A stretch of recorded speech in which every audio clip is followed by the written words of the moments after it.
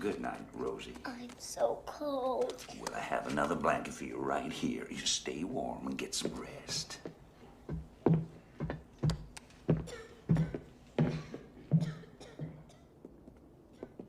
Doctor, how is she?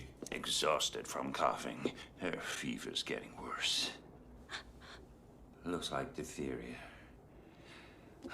She's the 18th case this week. And I'm out of antitoxin.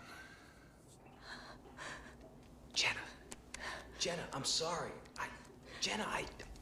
I didn't mean to upset you. I shouldn't have taken you down there. No, I'm glad you did.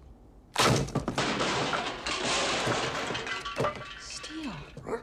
Well, what's wrong with this picture? Jenna, join me for dinner.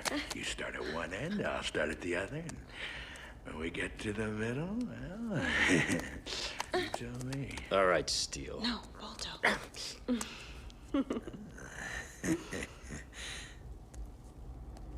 Gee, Steele.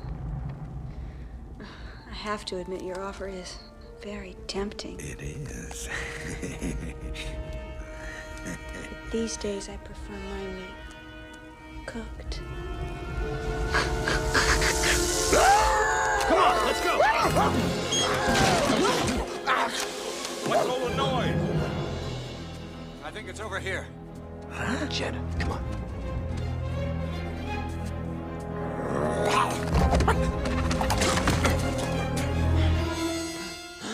Looks like Balto's found his way into your meat locker. It's a good thing Steele was here. Good boy, Steele.